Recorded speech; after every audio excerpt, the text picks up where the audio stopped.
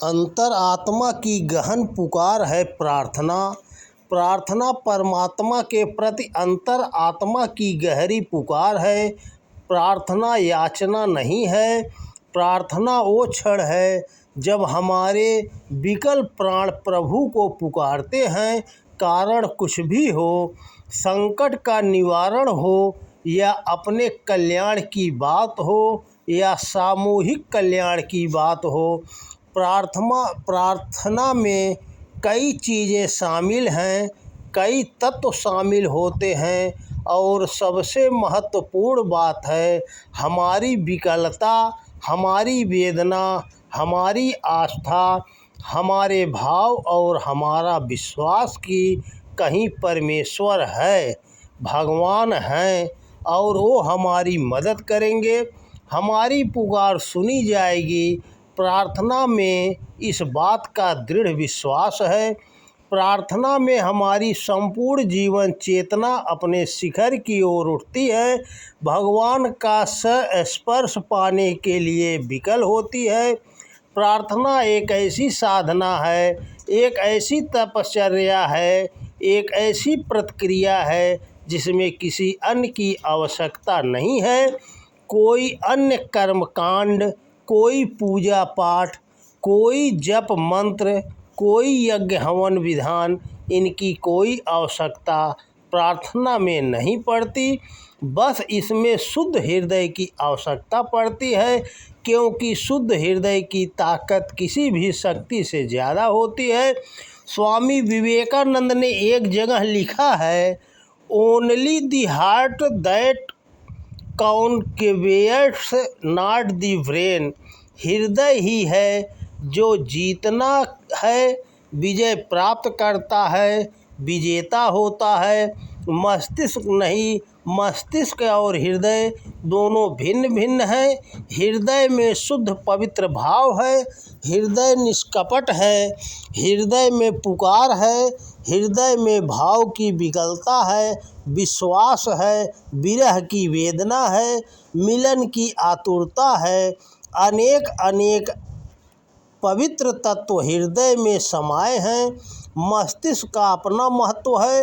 मस्तिष्क में युक्ति है, तर्क है, विचार है, विश्लेषण है, योजनाएं हैं और साथ में और भी बहुत कुछ है, जैसे संशय, शंकाएं भी हैं।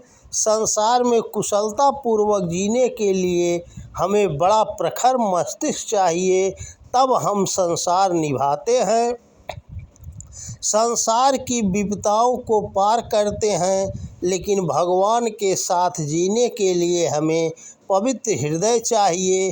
कभी कभी ये दोनों कार्य, ये दोनों ही चीज़ें एक साथ शामिल हो जाती हैं। जैसे कि कभी कभी कुछ ऐसे महान व्यक्ति होते हैं जिनके पास दोनों एक साथ होते हैं, जैसे आचार्य शंकर का पवित्र शुद्ध हृदय व प्रखर बुद्धि।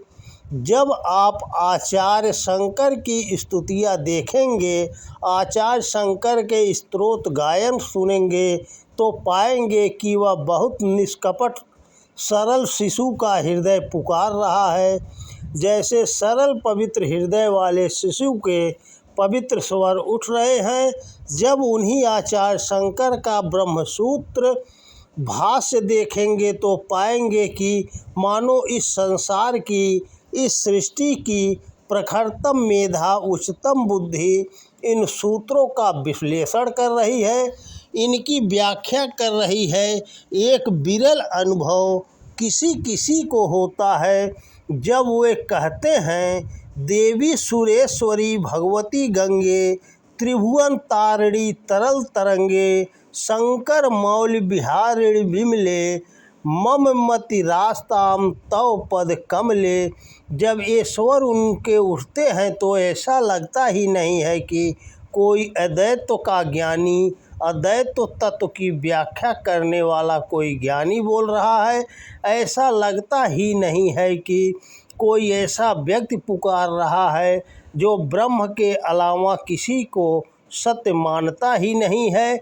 जब कोई बहुत शुद्ध, बहुत निष्कपट हृदय पुकारता है तो ऐसा लगता है कि कोई माँ की गोद से बिछड़ा हुआ बालक उनकी गोद में जाने के लिए पुनः आतुर व आकुल है।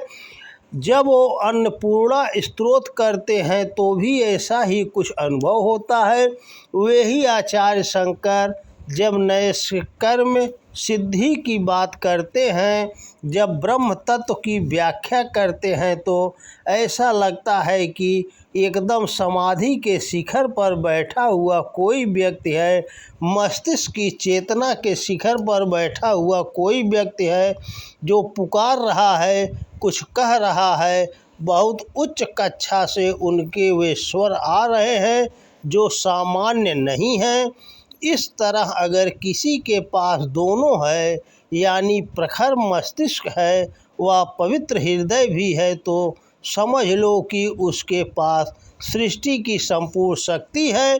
और अगर सृष्टि की संपूर्ण शक्ति मिल कर के भगवान को पुकारे तो असंभव संभव होता है। प्रार्थना ही अपने आप में कुछ ऐसा तत्व है जो असंभव को संभव बनाती है। प्रार्थना सामान्य से कुछ खास, कुछ विशेष बन जाती है। अगर प्रार्थना में ये निम्न तत्व शामिल हों, जैसे प्रार्थना में सत्प्रवृत्ति का भाव शामिल हो, उसमें सद्विचार हो, विचारशीलता हो, सृजन चेतना शामिल हो, भगवान नाम गायन के पवित्र स्वर हो, अविचल अविराम और अटूट धैर्य शामिल हो। ऐसा नहीं है कि प्रार्थना के लिए उपर्युक्त जरूरी तत्व सृष्टि में अलग अलग फैले हुए हैं, बिखरे हुए हैं, बल्कि ये सारे तत्व कहीं हमारे पास ही हैं, कहीं हमारे भीतर ही है। बस हमें इनको एकजुट करना है। हमारी सत्प्रवृत्तियाँ धुंध और धुएं में खोई हुई हैं। धुंध जम गई है, ढूंढते हैं, खोजते हैं तो ये मिलती नहीं है, पता नहीं किस कोने में पड़ी है।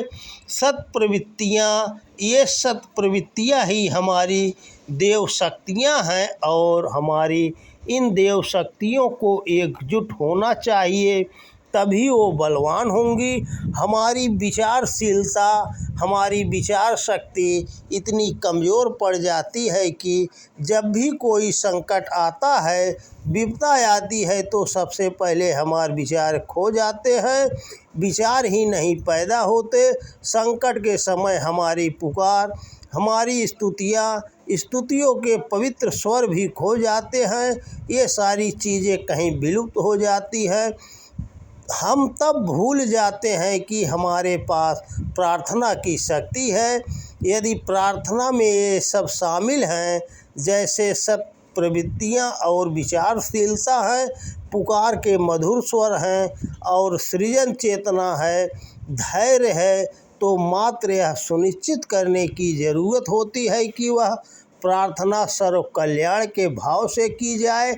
ऐसी प्रार्थना उतनी ही व्यापक होती है और विराट स्वरूप परमेश्वर तक उनकी ही शीघ्रता से पहुँचती है। इसके अलावा एक तत्व और है जिसके बिना प्रार्थना अधूरी व अपूर्ण रहती है, और वह तत्व है प्रेम।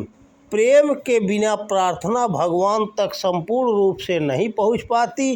प्रार्थना को सामान्य से विशेष बनाने वाले सभी तत्व यदि एक तरफ रख दिए जाएं और प्रेम दूसरी तरफ रख दिया जाए तो प्रेम का पलड़ा उन पर भारी पड़ेगा।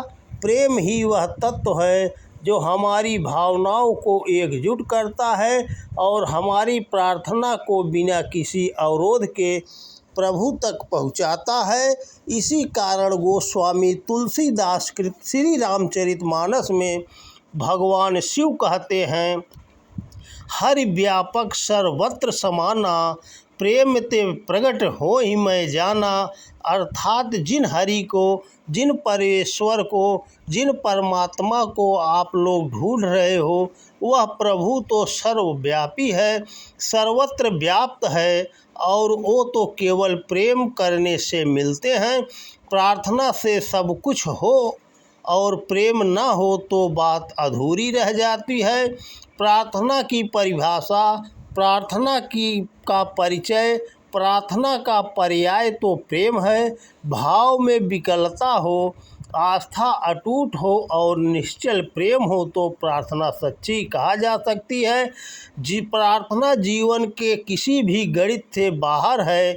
प्रार्थना का समीकरण, प्रार्थना का विज्ञान सबसे बड़ा विज्ञान है।